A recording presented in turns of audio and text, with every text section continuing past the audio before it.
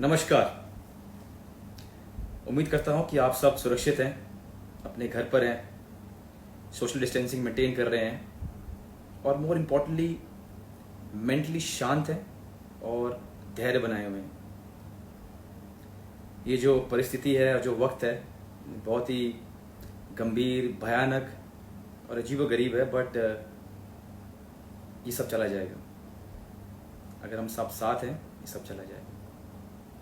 और अगर आप सोचिए, मैं ऐसे सोच रहा था कि जो हमारी तकलीफ़ें हैं वो है इंटरनेट कनेक्शन थोड़ा वीक हो गया, दोस्तों से नहीं मिल पा रहे हैं, ट्रेनिंग नहीं करने जा पा रहा हूँ, शायद सैलरी कुछ परसेंटेज कट के आएगी, वगैरह वगैरह वगैरह। लेकिन हमारे बाकी बहुत सारे ऐसे देशवासी हैं जिनके पास और जिनकी प्रॉब्लम में है, खाना कहाँ से आएगा पता नहीं और छत कहाँ है पता नहीं। तो मैं ये उम्मीद करता हूँ कि हम सब जितना हो सके उतनी मदद कर रहे हैं। अपनी मदद को छोटे और बड़े की कैटेगरी में मत डिवाइड कीजिएगा। आप जितना हो सके, आपकी छोटी से छोटी मदद भी किसी की ज़िंदगी बदल सकती है। तो शर्माइएगा नहीं, घबराइएगा नहीं, जितना हो सके मदद कीजिएगा। और जब मदद कर रहे हैं तो अपने 4 पैरों वाले दोस्तों की भी थोड़ी मदद कीजिएगा। वो भी अकेले हैं और उनको भी बहुत मदद की ज़रूरत है। तो ये था संदेश। और आज 11 on 10 सीरीज़ के दूसरे एपिसोड में जो हमारी मेहमान है वो है अश्विनी पोनप्पा, अर्जुन अवार्डी अश्विनी पोनप्पा।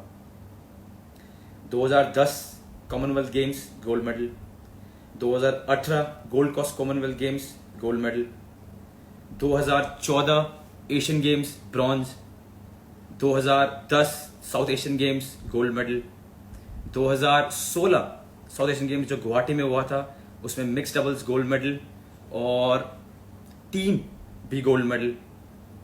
2011 की वर्ल्ड चैंपियनशिप में अश्विनी पोनप्पा और ज्वाला गुट्टा हमारे देश की वो पहली जोड़ी बनी जो हमारे लिए ब्रॉन्ज मेडल लेके आई थी। और ऐसे और कई सारे अचीवमेंट्स हैं जो मैं आपको गिना सकता हूं, लेकिन ये अचीवमेंट्स आपको, मुझे और बहुत सारे उनके फैंस को ऑलरेडी पता है। इनके बारे में हमने पढ़ा है, वीडियोस देखे हैं, चाहे मैच रिप्लेज हो, चाहे उनके प्रेस कॉन्फ्रेंसेज हो, मोर और लेस हमें ये सब चीज़ें पता है उनके बारे में। तो आज 11 on 10 में मैं अपने साथ 10 बड़े पेचीदा और अजीबोगरीब सवाल लेके आया हूँ। उम्मीद करता हूँ कि मैं उनको अनकंफर्टेबल ना कर दूँ। और ऐसे सवाल है जो शायद उनको किसी जर्नलिस्ट से नहीं पूछे होंगे पहले, तो मैं थोड़ा एक्साइटेड हूँ। इसके पहले कि मैं उनको ज्वाइन करूं, मैं आपको बता दूं कि मैं आप सबसे हिंदी में वार्तालाप इसलिए कर रहा हूं क्योंकि लास्ट एपिसोड में और इसके पहले भी जब मैं एक आध बार लाइव आया हूं, बहुत सारे लोगों ने, बहुत सारे फैंस ने मुझे बोला है कि आप हिंदी में बात किया कीजिए।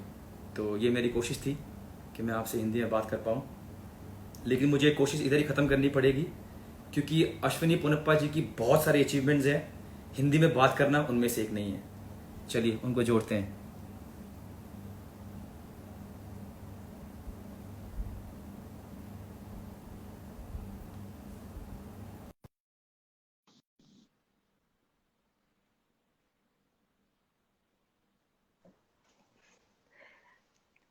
Hey Ashwini, how are you?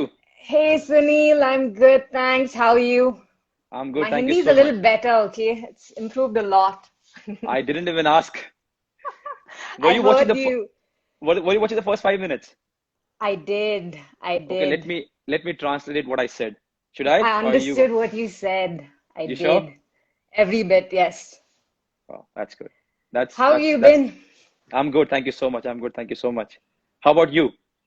Not too bad. Doing pretty okay. Good too. You're in Bangalore. Yes. I think this is the first time I've been in Bangalore in the last 4 years for such a long time, but confined to the house, but still Bangalore nonetheless. So it's been good. And why do you say in the last 4 years you've been in Bangalore? Where do you stay generally? Otherwise, I've been in Hyderabad the last 4 years, more or less. So I've just been hopping in and out of Bangalore.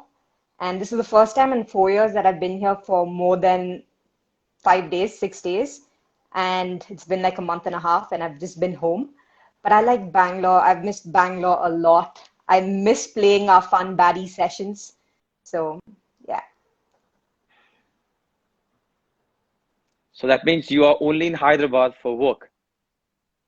Yes, because I'm training there. We have our national And camps there. So it's just training and tournaments. Yeah. you don't sound very happy when you say training and tournaments. It is fun. I mean, I like being in Hyderabad, but then I do love Bangalore. Bangalore is home for me, and I've loved being here. I love the atmosphere here, and I love everything about Bangalore. So it has been a bit of a sacrifice being in Hyderabad. But then luckily, since I've been married, Karan's also been in Hyderabad with me, so it hasn't been all that difficult. But then I'm looking forward to slowly getting back to Bangalore. All right. So before I start my 10 questions, I wanted to ask you something. When I messaged you that I'm starting this series and I'm going to ask you these questions, Yes. you never asked me what questions I'm going to ask, and you never wanted anything. How come? Would you do that generally to any journalist? Not really. No one really discusses the questions. Firstly, I know you. I've known you for a while now, and I kind of trust you, Sunil. You're going to give me some easy questions. So I don't know, but I feel like today, after watching your first episode, I was a little nervous. I was like, oh my God, what am I going to be asked? And Sunil, the journalist, is here. He's not the football player. So I was a little worried, especially because I saw that you'd done a lot of homework. But yeah, I'm going to trust your questions, and hopefully I'll be able to answer them well. All right. So before we start my questions, I'll tell you when the idea came up, and because of the way I am, I wanted quick results. We put it up that this is what I want to do. And then the research bit started. And then I realized how difficult it is. So then we had no time. Because I thought it's me picking up a phone and calling a friend. Yeah. But it's not. It's not. So then you have to do a lot of, no, it's not. It's not easy. So I have to do a lot of research. Go on. No, you were saying. Yeah, because there are two differences. One, because the moment you say you're a journalist, the dynamics changes. And also because I propose the fact that it has to come in a social media stuff, a little bit also changes there. It's not just me and Danish or me and Ashwini talking on phone, you know? Yeah. So it's not that easy. Yeah. But it's all right. I've got into it. I'm into it. I'm giving my best. There might be some flaws here and there, but it's all right. You did a great job with your first interview. I quite loved it. It was a lot of fun, great questions and great answers, and it was really nice. Thank you. Let's make this one the better one. Yeah, Should we start? So. Yeah, let's get going. Okay. So I've tried not to bore you with the cliche questions that you have been asked by journalists. I've tried to mix it up. If any point of time I ask you an uncomfortable question, I'm sorry, but you have to answer it because you're live. You can't go anywhere. So let's start. Yeah. Okay. So the first question, we managed to get into your Netflix history. Now don't ask me how. Don't ask me how. What are you saying? Yeah. And there is a very unusual activity there. Every Korean movie or Korean series has been watched 3 times over. We'll let you explain. Are you kidding? No way! That is like... What's that? Tell me. I'm obsessed with Korean, Sunil. I'm like obsessed with Korean for the last couple of months, like obsessed to the next level. I love the shows. I'm still in shock. I can't believe you guys did that. I can't give you a source. My secret was safe with me. No, it's not. So what's that you like about the Korean series and the movies? Is it the plot, the movies, the actors? I think I kind of like the plots, especially the dramas. And since I am a romantic drama freak, I love everything that has to do with romance. And they have really nice plots. And it's not like your Hollywood series, because it's not, I mean, there is a lot of drama that goes in. And it's quite old school that I really love. And it's like something like holding hands is like a big deal. Because you don't see that in modern day Hollywood series. You don't, and I've been quite an advocate of Korean series ever since. So I can't believe it. See, research comes handy. That's scary. Tell me one series or one actor I should follow if I ever get to the Korean series. So I've been a huge Park Seo-joon fan, like a huge Hmm. fan. So that his series was the first series that I watched, and then I ended up watching it again. Then I ended up watching another series of his, and then I watched it again. Then I watched another series of his. So it's just been like one series after the other, and I've just been a huge fan. I think if there's one series you were to watch, I think Yeah, you should watch *𝜱ᴜ class, which is really nice. great. All right, I will note that. How was that for a first Freaky! question?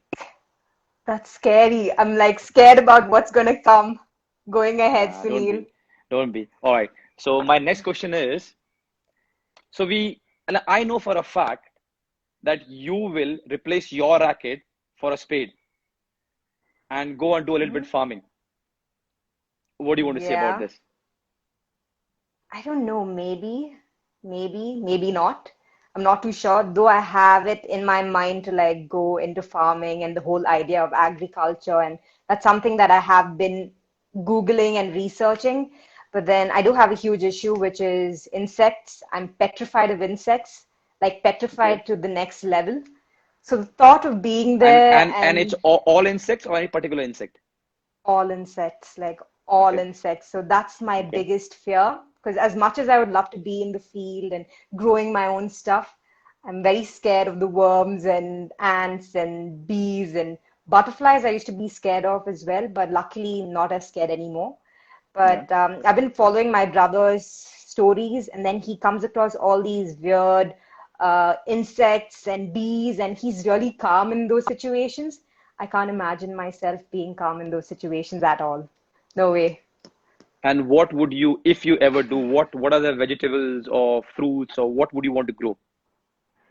I think it would be mixed because I've been Googling and doing research on permaculture. So it would probably Okay. be like a mixed crop. And Okay. it's quite nice because I've come across some great videos. And it seems easy when you see other people doing it and they're talking Yeah. about it. It seems like True. it's possible. But True. then the side effects would be being there. I don't mind getting my hands dirty, being on the field in the hot sun. All that is fine. My main worry are the insects. So that is something I'll need to tackle and I need to get over. Okay. You use the word possible. So I want to ask you, how much would you rate yourself from 1 to 10 as a cook? Right now, Yeah. right now, I would probably like rate myself an 8 out of 10 because I made chutney for the first time ever. Wow. And that Because is you like make my chutney highlight. right from Yeah. 0 to 8 you go. That's a good one. Yeah, because chutney has been like my favorite dish, and I've never like I thought it was like impossible to make chutney, impossible to cook because I've never really been in the kitchen.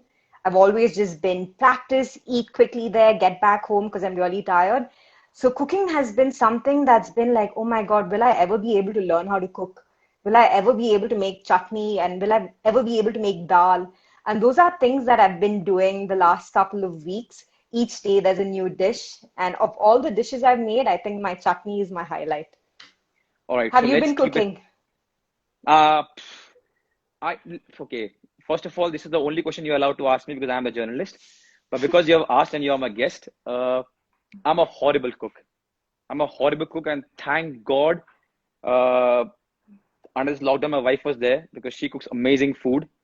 I Uh-huh. try to do the other stuff so that she's not mad, because if she does all the other stuff at the home and cooking also, she's going to kill me.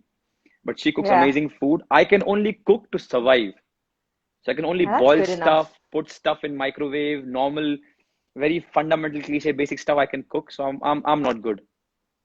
Yeah, it's a good thing So this Sonam's a good cook then. yeah. She's class. Yeah. I'm not saying because she's my wife, but yes. Okay, forget about me.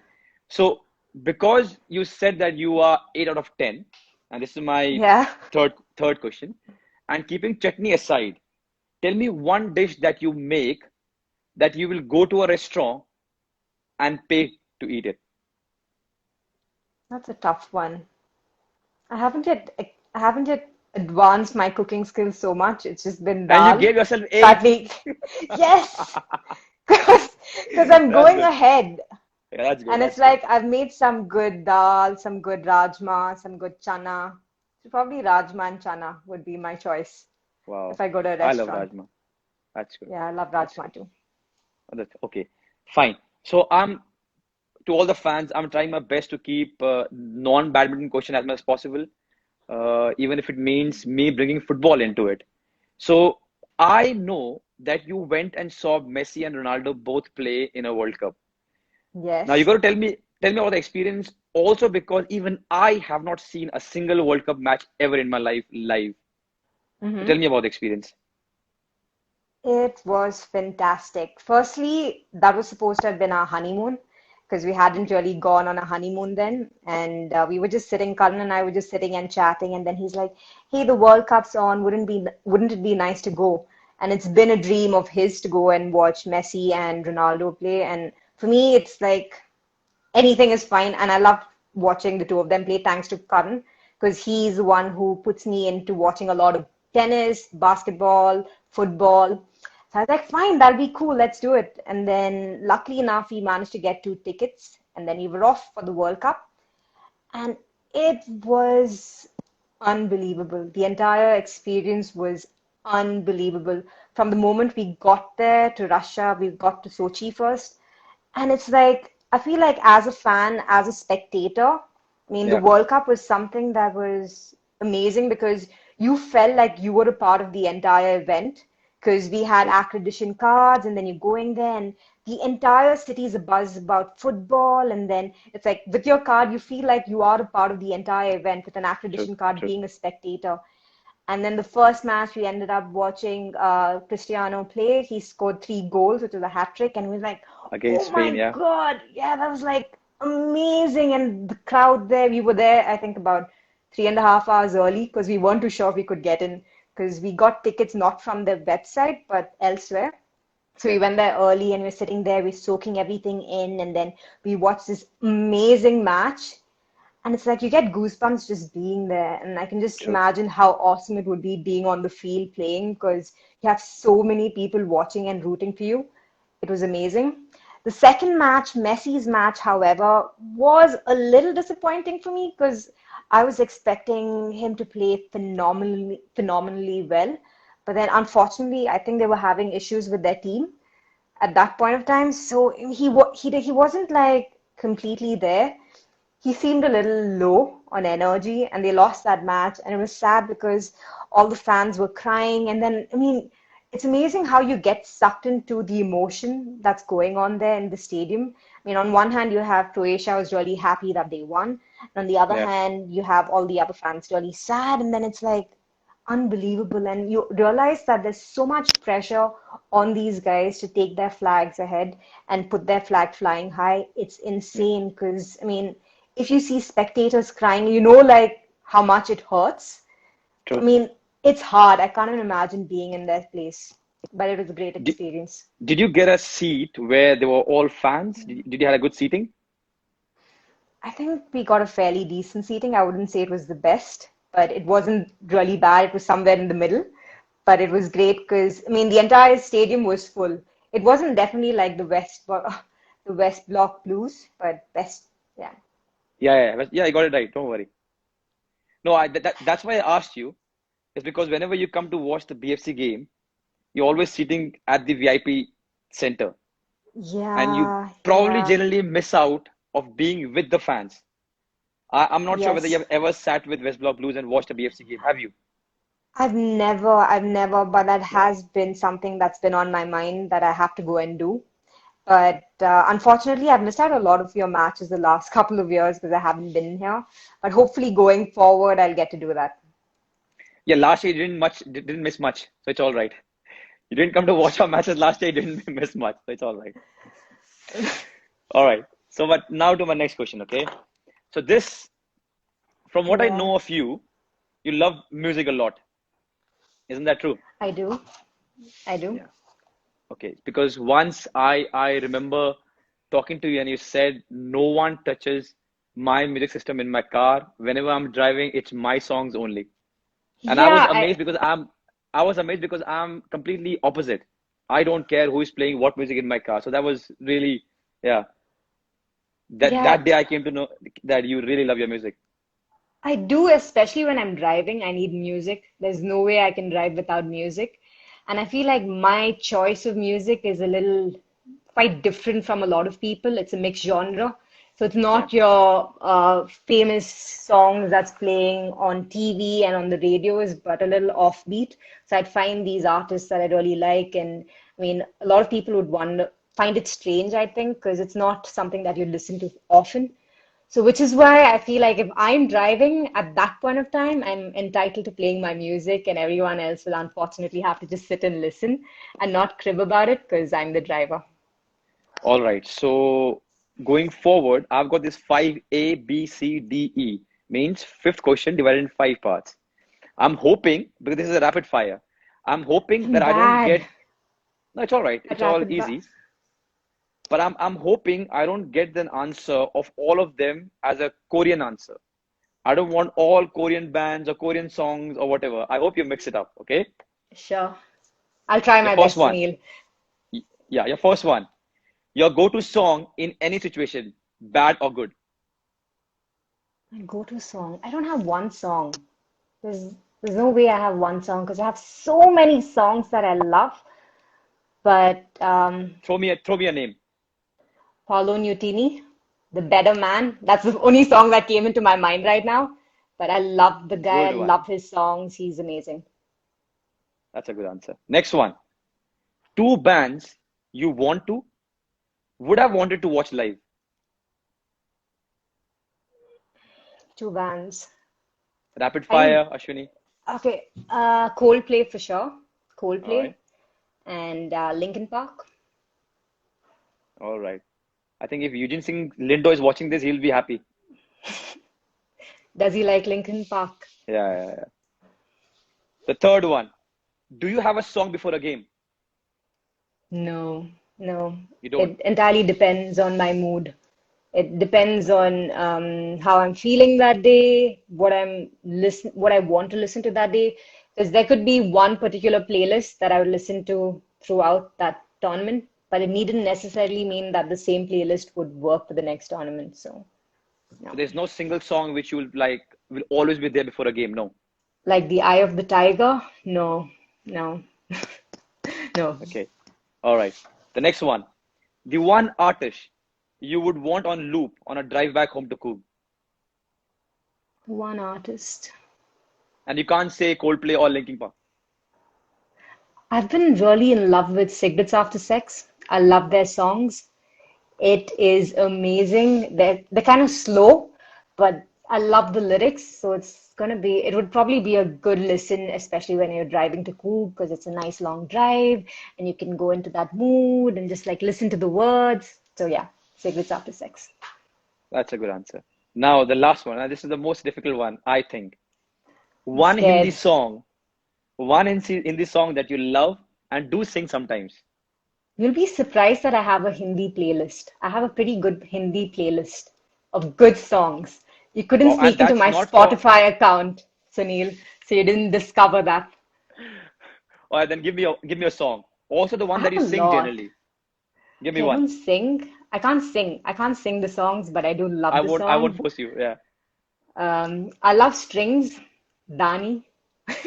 I'm scared to even like say anything in case my pronunciations are wrong, but yeah, No, I it's love all right. It's all strings. right. I love Lucky Ali. I love the whole soundtrack from Queen, the movie, and quite a few old songs. I like the 90s songs quite a bit. Yeah, So yeah.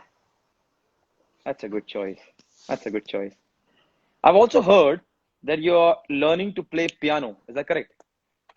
Yes, I've just And started, but yeah. how far are you?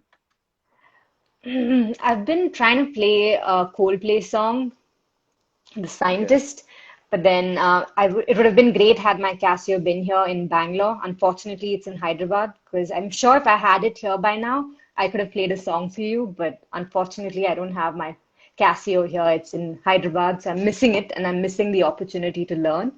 But hopefully soon, I'll be able to play an entire song. So picking up piano was more because you wanted to learn something new or because piano really excited you? You know what I mean? Because I wanted to learn something new. So it was Okay. basically a gift from Karan.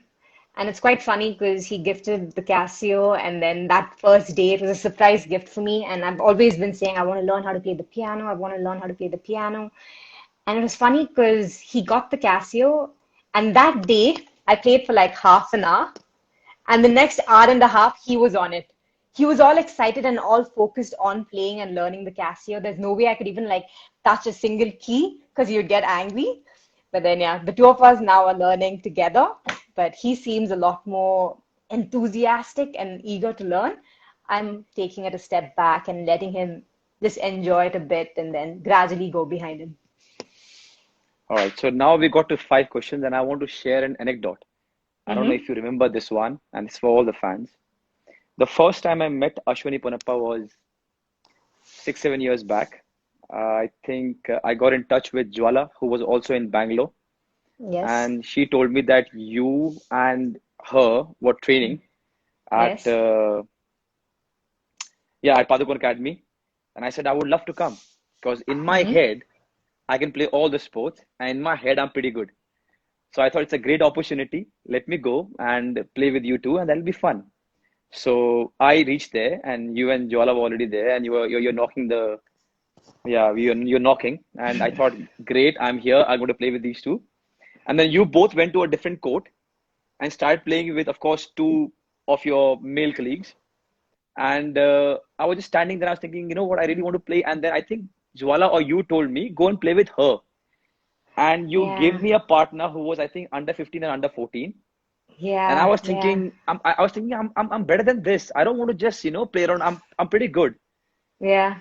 Little that I know that I went there, I played with her. She completely thrashed me.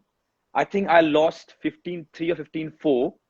And then I went to her and I said, thank you so much for playing with me. And thank you for giving me 4 points.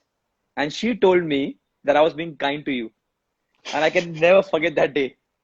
And then I Yeah. sat then I sat and I was watching you and Jwala play, and I realized watching a sport on TV is completely different from going on the court or a pitch or a ground and playing. Because you tend to Yeah. think Yeah. it's easy, but it is not. So that was Oh, the but first you're, meeting with you. yes, I clearly remember that. But I remember also playing TT with you during the Asian Yeah, Games. Do you remember that? yeah, And I yeah, got yeah. thrashed not just with you playing in your right hand, but also with your left hand. And that was the most embarrassing thing ever. Because I thought I was fairly good at TT, and you beat me with both your right hand as well as left hand. And that was unbelievable. I'll never forget that because I was in shock for a really long time that you're pretty good at a lot of sports, not just TT, badminton, football, of course, and then tennis of the few Yeah, we played sports that tennis I do also once, know. yes. Yeah, I was bad. Oh my God, I'm so bad at tennis. But I'd never played up until then. I'd never really played. And you seemed like a pro at almost every single sport that you play in. So that's amazing, Sunil. No, but that's what you think in your head. But when you go there and you realize it's not easy at all. To just add to this story, I wanted to play cricket. So I went to one of the academies here, and I asked the guy to bowl. And there's an arm. I don't know if you understand. There's an arm with which you bowl. So he Mm-hmm. was bowling, and he was bowling at 90 or 100 speed. And I Mm-hmm. thought Mm-hmm. he's thinking that he might hurt me. So he's bowling easy. He said, you know what? Bowl me, man. Bowl me fast. 130, 140, whatever. He bowled 130 because we clocked it. And I didn't see the ball. I couldn't see the ball. The ball just went zoop past me. And then you realize all this, the professional cricketers, they are so comfortable, and it just tells you what you watch on telly is completely different than what you go and play. Absolutely. Absolutely. When you're watching something, it seems like you can just go and pick it up and play immediately because you've watched it. But then Yeah, actually watching and playing are two very different things. I agree. true, true. Also, why, for all the times we have played with you, why have you never smashed at us? Tell me that. Why are we so kind? I've never been kind, Sunil. You've been fairly good at picking the shuttle up. You've always wanted me to smash, and I'm like, okay, Sunil, I'm gonna smash and go boom. And then you're like, tuck. You just like happily get it back with ease. You're fairly good at badminton, I You're must just say. being kind. Anyways, enough of Sunil Chhetri. Now the journalist comes back. The next question to you is, okay, you have been to football matches. I know hockey runs in the in the house. Your father, I think, has played for India also in hockey. You picked up a racket sport. If you could swap your game to any other professional game, what would it be and why? What would it be? Like ever since I've started playing badminton, it's just been badminton for me. And the more I've been focused on badminton, the more it's been badminton and no other sport. It's not like I started off with another sport and got into badminton. But then I did give hockey a shot, but unfortunately, I can't play soft. Like as in badminton, I hit hard. With hockey, the only thing I can do is take the stick and whack the ball as hard as possible. I can't pass. There's no such thing as, okay, pass and play and dribble. None of that. It's just, I can hit. I can hit really hard. So I don't think hockey is an option for me. But off late, I've been enjoying playing basketball a lot, thanks to Karan. Like I really love shooting and I love just, I feel like it's very kind of similar to badminton in terms of the way you move your arms and it's fun. Though, yeah, probably basketball. I'd give basketball a shot. So if I have to put you on spot and say we're going to film you and you got 10 3-pointer shots, how many are you going to get in? Minimum. I think four. Four. Oh, I'm that's a being good call. safe, yeah. Four And I hope maybe. it's not the same rating as what you gave yourself as a cook. No, no, no, no, no. All right. All right. That's good. That's good. All right. So basketball it is. Now, one more thing I don't know if a lot of people know about you is you love animals a lot, especially dogs. And I also know for a fact that you help a lot of organizations, a lot of individuals who are doing great work on the field. Now, in future, do you see yourself getting more involved into something like this? Do you see also, do you have plans or do you really think that I should get involved into something more and give more time to this kind of help and all for animals? I've always wanted to help animals, but then unfortunately I haven't really had time in the past. But I feel that there are quite a few good organizations doing some fabulous work with animals, and there are two organizations in particular that I support. That's the Voice of Stray Dog and the Rescue Charitable Trust. And it's more, I support them more because I've been there. I've seen the kind of work that they do. I've interacted with them and it's amazing. So I don't think I probably get into having my own setup because there are great people doing amazing work, but I definitely want to support them in whatever way I can, be it like, I can't do much apart from like monetary support in whatever way I can. But definitely going forward, that would be something that would be on my mind to see how I could help out more and not just like be on the sidelines and supporting, saying, hey, you guys are doing a great job, but probably try and see if I can do more than what I've been doing now. You know, a very good point you said is you can't do, or you will try to help people who are doing great job. Because I was thinking about it, there are so many people that are not very renowned or people don't know much about them who are doing amazing work for not only dogs, for so many different stuff. And I wish people know about them more because it's Yeah. so difficult to do. Because I was thinking about all the people who are on the field right now, the doctors, you know, a lot of service providers, a lot of people are working on this particular time, where people like you and me would be so scared and skeptical even going out. The moment we were told about lockdown, we are all at a house. We are so scared going out, not even going out. Even if you order something, you're taking precautions, you know, maintaining social distancing. But there are so many out there, proper heroes who are going out and taking so much of risk and doing so. And I think Yeah. people should know more about them. And I just hope after, whenever we get over this, people know about these kind of heroes more. Absolutely. I couldn't agree more because I feel like there are a lot of people doing amazing work, and it needn't necessarily mean that their amazing work is followed by a lot of funding, but they still do it nonetheless. They True, do it true, despite the fact that there's no recognition. They do it despite the fact that they don't have funding. They do it because of pure love of helping, and helping is what they true. want to do without really expecting anything in return. But hopefully, after this, there have been like so many people doing such amazing work. It would be great if all of them could get recognition in whatever way, little way possible. True, true. Very well said. All right, now to the eighth question. Now, I've heard a rumor, and I think it's correct. I'm scared. If you open a cupboard in your kitchen, the chances of a pair of Ashwini's many shoes to tumble out is high. In my kitchen? Anywhere in your house, if you open anything, one of the many Ashwini shoes can come out. That many shoes you have is what we have heard. Is that correct? False. Okay, not so many shoes, but I do have quite a few shoes, but not a lot. Not a lot. But yeah, I do No, but have quite a few shoes. what we have heard is you really collect them, and there are many, much more than you need. Is that correct? Where did you hear that rumor? I'm a journalist working hard. No, no, I probably have a lot of badminton shoes, like a whole load of badminton shoes.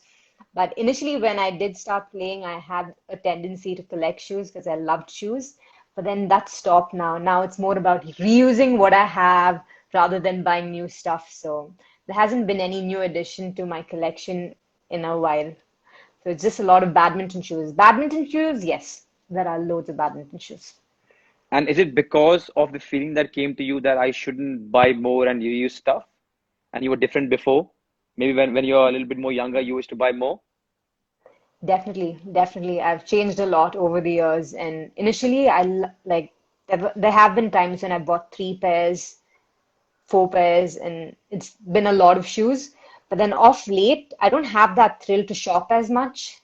It's kind of gone, and it's more like, okay, I have quite a few shoes, I have quite a few clothes. It's all about reusing it rather than accumulating more, because it's quite easy to get carried away, especially when you travel and you see stuff.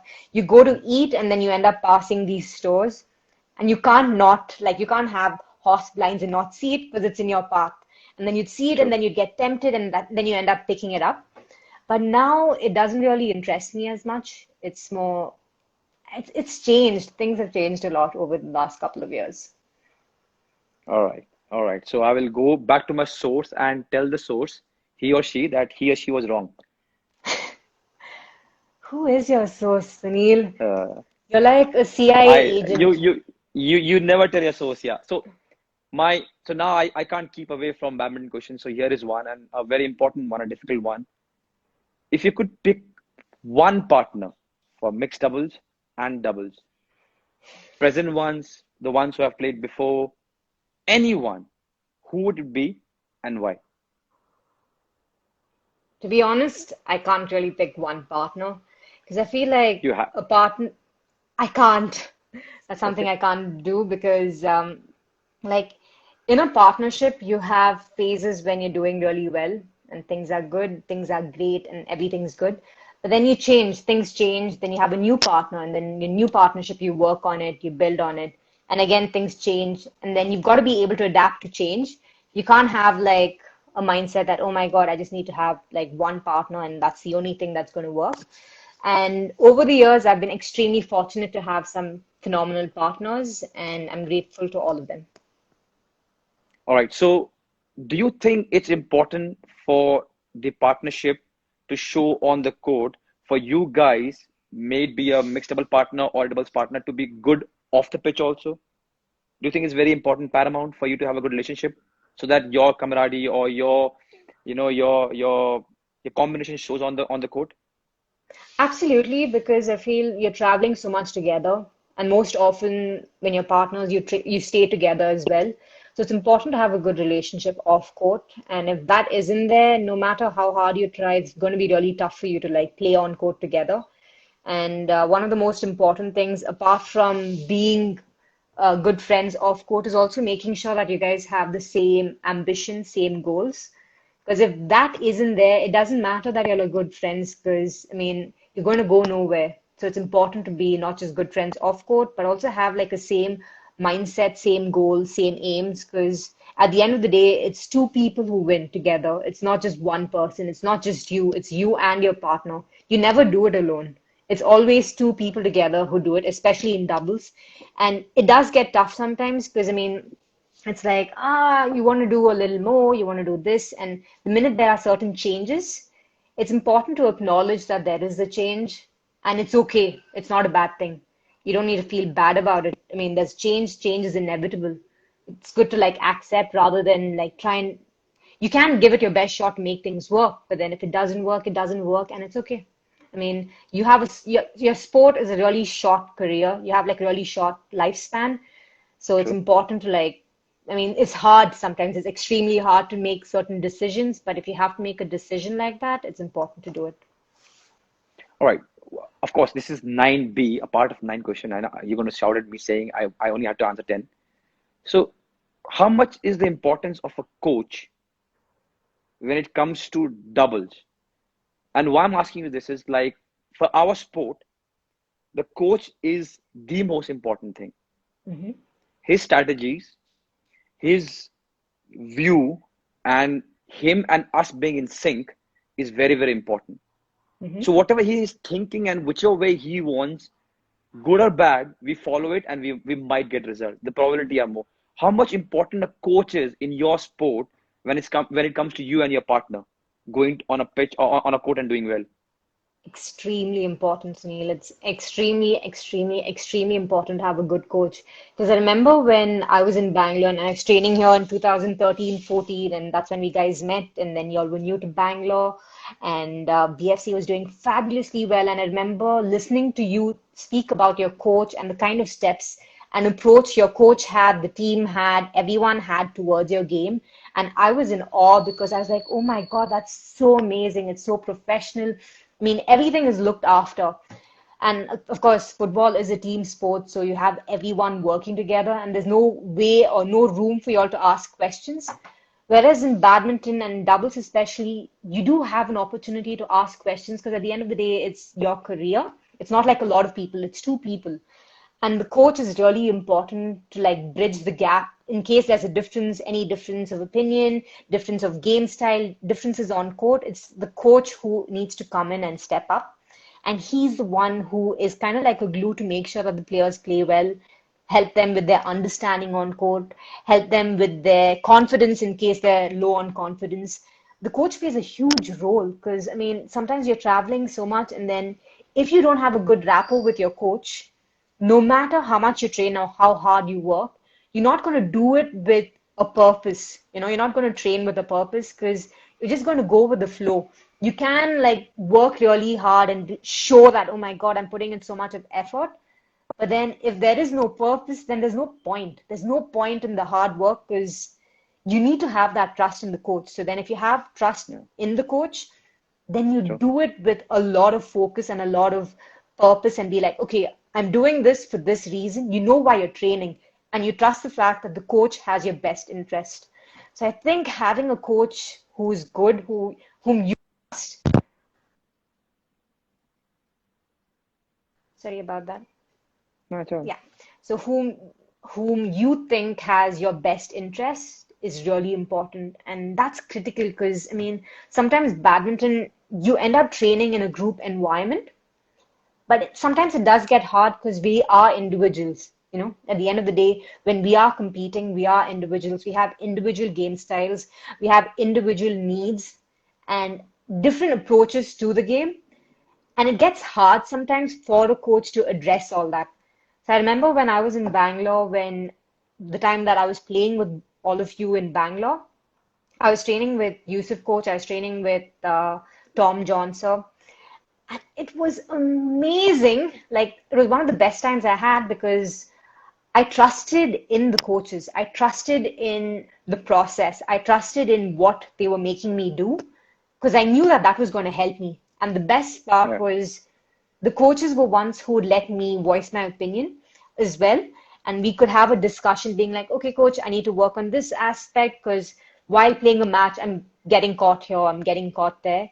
And that is so important because if that isn't there, then it's like you're just going through the motion of things, you know, you're just like going with the flow. And honestly, after so many years, it's like you need that purpose, you need that coach whom you trust and whom you like know has your best interest. So yeah, the coach plays a huge role. Sorry, I ended up like ranting quite a No, bit no, with that's that a, no question. that no, that's well said because I mean there are two different players and both of them, like you and your partner, come with different ideology, and then you need a coach to make you understand how playing together is important. Also, you told us that there is more room of voicing your opinion as to how you want to go towards the game. But in my game, it's a little bit different. Yeah. So you can have, because we are 11, 14, 3 substitute and more 20 players, you can have any opinion you want. And there is a slight way, and depending on who you are and how experienced you are, you can go and talk to the coach. But eventually, the way we're going to play is all coach. Yeah. You will like it, you don't like it, you want to cry, you want to abuse him, you want to shout at him, you can do anything, but you play like this. And whenever, even if you don't like it, and everyone comes together and plays as what the coach wants, the chances of success is more. But even if you are right, let's suppose you are right as a player, and you are going against what the coach and the philosophy of the club is, the chance of losing is more. Yeah. Because you like it or you don't. You follow the system. As simple as that. Yeah. When it gets worse, then the players come together and they will speak to the senior player, and the senior player or captain, whoever, will go and talk to the coach and try everyone to come together, because even the coach would want that. Coach will never want that I think something else and the players are going some other direction. But in most scenarios, the coach is the boss. In football, there's a rule, like the number one rule is coach is always right. And the number two is, if you think coach is wrong, follow rule number one. Yeah. So coach is always right. So in my sport is very, very important. Yeah, it's amazing because I loved listening to your stories, and I loved listening to how you guys would work together and how everyone followed the same diet, because that was like 2014 and that was like way back then. And it was amazing for me to listen to how disciplined y'all were with your diet, to the extent of not just the coach following it, not just you guys following it, but even the support staff following the same diet. And I was like, oh my God, that's amazing. Because at that point of time, and even now, it's not like I ever followed like a strict diet. And then you were there eating super clean, like not even 1 grain of sugar. And then here I am tempted to have like a big chunk of cake. And it was amazing because after watching you guys and interacting with y'all, I was like, hey, I think I need to like get better and stop eating junk and start eating cleaner, because it was amazing how you guys did it, and it was like very inspiring for me. It was extremely inspiring. So I'm guessing you're still the same. You haven't had a gulab jamun or any sweet in the last 5, 6, 7 years. How long has it been? No, it's not that, but yes, I avoid sweets, but it's not been 7 years. Just to elaborate, you said even our supporting staff eats the same food. There's a small correction there. The players and the coaches and most of them eat the right food. What's there in the kitchen or at hotel, our foods are different. Even when we stay at hotels, we get a different room for our own food. But people like Kunal, people like Rosewall, people like Alvin, who are our supporting staff, they come for dinner because there's proper time. They come there, they have a little bit, they go to their rooms and they order whatever they want, or they go out and eat whatever they want. So it's all a gimmick that they come and eat what the players eat. They are fed up. So all the supporting staff, they come for our team dinners. They will stay there, have a little bit of soup or a little bit of this or that, and they go and they order happily whatever they want to eat. But I remember Cheats. Kunal following the diet because he was also like really strict with whatever y'all were eating, and I was He's very amazed. seasonal. He's very seasonal. The moment he will see his pouch being as big as a basketball, he will go to a 1.5, 2 month kind of a thing where he's going to start training. When I say training means sweating a little bit and eating right. When I'm saying eating right means leaving a little bit of luxuries. And then again, he'll be happy from whatever his weight is, 120 right now, he'll come to 110. And then he'll be happy. And again, he'll start eating whatever he wants. That's good. All That's a right. good way. Yeah. In that happy note, this is my last question. Okay. And I'm not sure whether it's going to be a good one. I hope it doesn't trouble you too much. So, universe forbid, if you, for whatever reason, had to leave playing badminton professionally tomorrow, what would be that one good or the best moment that badminton has given you? That one moment where you think it was worth, this is what it gave me.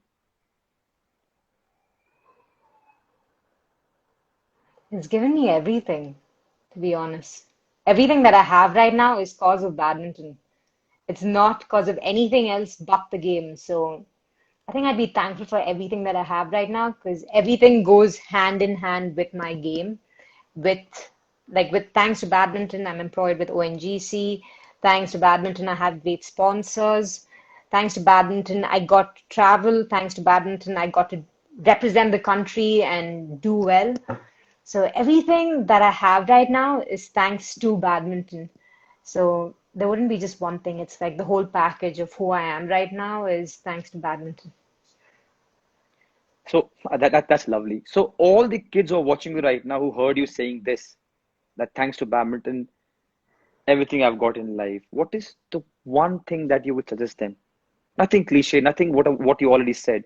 One thing that you would suggest them that this is why you should play sports, or this is why you should keep going, or this is why you should keep playing badminton. One thing was probably you'll never get this feeling of representing your country, the feeling of representing your country and just going out there, having India on your back and going out there to win for your nation with the entire nation supporting you. I don't think you'll have it anywhere else. And that's a feeling that is you wouldn't be able to replicate it anywhere else. Because I remember when we were playing the 2010 Commonwealth Games, which was in India, and then the entire stadium was packed with people. The feeling of being there in front of your home crowd, representing your nation and going out there to win a medal. I mean, there's nothing that comes close to it. You've got to be there to experience it, to know what it feels like, because you can't put words to describing that particular feeling and that moment when you have been given this opportunity to take your nation to that stage and show everyone that okay, yeah, we are Indians and we're going to do really well and perform and do well for your country. I don't think there's anything that comes close to that. That's a good answer, Shani. That's a really good answer. So here I wish you all the very best for your future, Ashwini. The most important thing I wish for you is an injury-free year. Whenever this thing gets over, I hope you get back to Thank court you. and keep entertaining us the way you are doing. Keep Thank playing for the you. country, keep enjoying these moments and bringing smiles to so many people.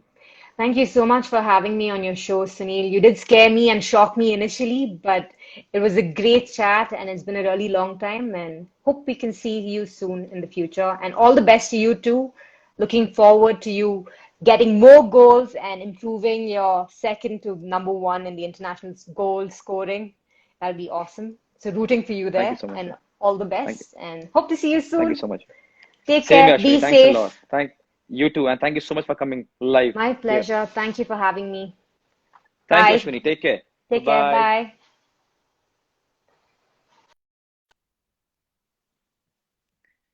All right.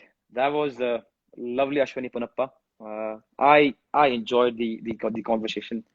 I hope all of you could also get answers of questions that generally no one asks her. It was great to know many stuff about her, and I wish her all the very best for her future. And I just hope that she keeps playing for the country and doing well for our country. Now it's 7:54. I always try to wrap up in 1 hour so that I don't bore you guys too much. Yeah, and that's it. I hope everyone is safe. I know there are so many questions, and I would love to take those questions, but we will do it once we finish this series. There are a few more friends of mine who have replied, and they are keen to coming on the show. This was the second episode of 11 on 10, and I completely enjoyed it. As I said before, I was a little bit skeptical because I didn't know how it's going to turn up, but I'm enjoying it. I hope it's worth your time also. And yeah, and I assure you I'll answer all of them. On this note, I still have 5 minutes. A small thing that I want to say. I don't know how to put this forward, but today morning we got a very sad news of what happened with the gas leak, and it was really, really sad. People losing their lives. I've always believed that being born as human, getting this life, the probability is unimaginable. And then getting to live your life is magical. Every day you being as who you are in this time and space is unbelievable. We as human species should not lose life because of being careless. I know death is inevitable. It is the truth. It will come to all of us. But whenever I hear somebody losing their life because of carelessness, or because if you could avoid it, or some stupid accident or anything, it's not a good feeling. This is something as humans we should avoid. And I just hope in coming future we hear less about these things where people are losing life because of something that we could have avoided. Life is proper precious, and it is so unique. So when we have got it, let's try and stay alive for as long as possible and enjoy. So on that note, I wish everyone good health. Please stay safe. Please try to help as much as possible. And I'm juggling up with the names of who I'm going to bring next. I'm trying my best to make the questions interesting. I thank all of you for giving 1 hour of yours. I hope you got something out of it. I hope you enjoyed it. I hope it brought some smile, some knowledge about Ashwini. She's been outstanding. And yeah, and please stay sane. I know everyone is losing their mind a little or more depending on who you are because of what is going on. Please stay sane. Things will improve. Good night. Take care, and see you soon on 11 on 10.